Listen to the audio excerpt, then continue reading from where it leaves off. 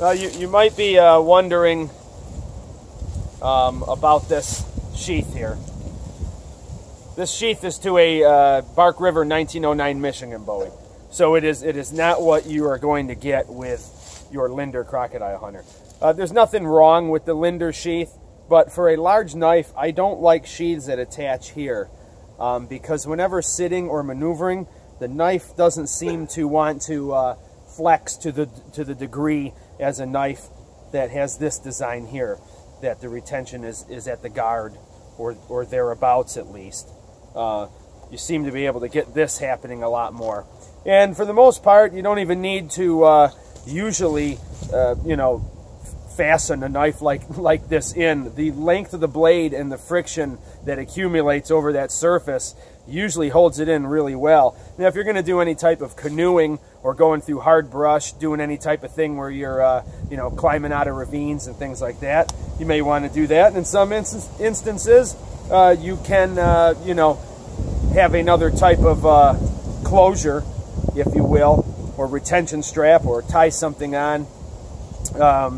You know, nothing permanent, just to do those certain tasks that may add some extra security. But this sheath I have used for my Ontario SP5 as well. It's just a sort of an all-around sheath that seems to work good for a large Bowie. So I'm going to do some work here, and I have the stick that that was used for the in the last little demonstration there that I did. Now I had said I was going to you know, show you know, demonstrate some skills basically, and that's what this is. These are skills that most people do have. They're nothing. They're not difficult to any type of degree.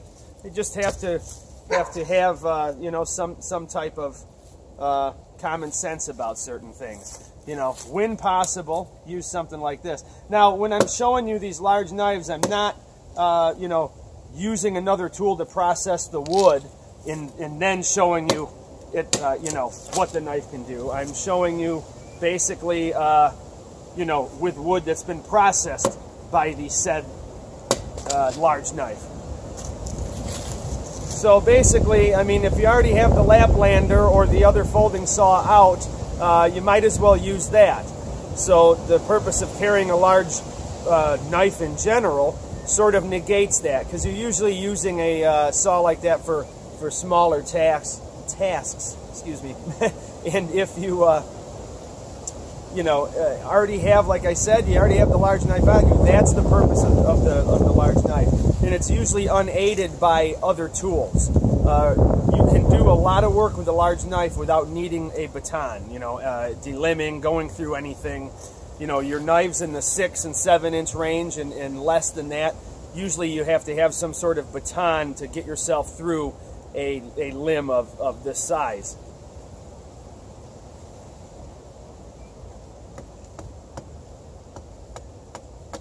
As I had said earlier, excuse the wind. It's a bit of a breezy day. So in general, these might be things you might be called upon. A knife like this does make quick work. What I like to do as well is I like to work my tent peg, which is what I'm going to demonstrate here. I like to get all the other components of the tent peg down first before I make the point. The reason why I do that is because, of course, the point's the most dangerous, and I don't want to have to be maneuvering this stick around while I'm making the top part up here. What I'm doing with the top part is I'm just going to chamfer around the edge like this so it doesn't mushroom out too bad and cause a split. All right, first I'm gonna, let's see here, sort of square it off a little bit better. There we go. And the reverse chest lever grip's you know, a nice grip to use with a large knife as well. You get a lot of power, and you know, the bulk of this big blade is, you know, never going to be facing you. course, so you're always going to do something like this on, you know, solid ground or as solid as you can find. So you don't fall forward or trip. A lot of steel swinging around with a knife like this. The advantage of that, you know, amount of steel is the fact that you can get a lot of this camp work done, clearing out campsites and things like that. You can get a lot of this done with a, you know, large knife like this.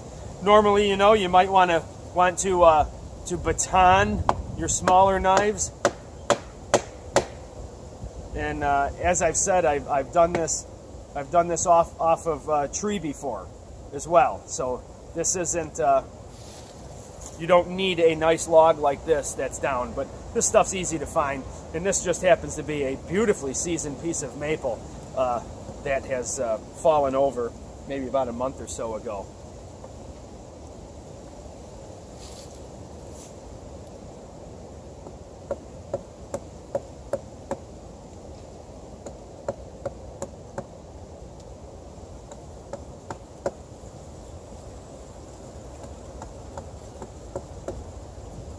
There we go. So there's our notch. We can hold some line. As I said, you can make things as nicely as you want. It doesn't. The large knife does not have to be a crude implement to use. Many people are under that misconception. And if you're anything like me, you know, you carry one of these around with you anyways, or something of the likes, a smaller knife. So you can still do all your real small stuff if you know, small game, you know, real good feather sticks, carving and things like that. But hey, use the big camp tool if you can, and especially the kind like this here, where, you know, we can do a lot of you know, good stuff with a decent you know, large belt knife. The indigenous people know exactly what a large knife is. Parangs and machetes, all sorts of different tools like that. Of course, the Hudson Bay knife. So you know, these knives were used in the field. I think sometimes a lot of knife laws can influence how people think about things and the stereotypes that can come of them. And I know I was like that as well for a little while. I knew that they minimized a lot of work, and sure, there's a weight penalty, but you know, if you don't mind, and it's what sort of, you know, trips your trigger, if you will, why not, right? Why not use the tool that can make a lot of work easier? Especially you gotta, you know, set up camp. You may have to clear some things out, and as you can see around me, you know, I'm at the edge of a swamp, so I may have to clear certain things out to get certain to you know, maybe get to a certain resource. There we go.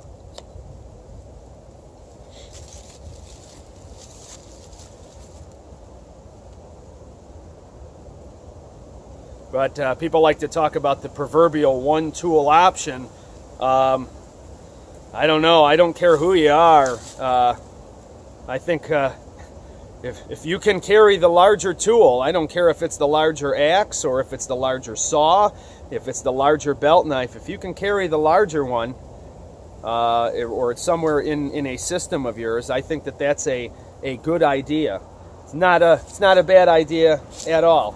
And you know, of course, we can do all this work right here, and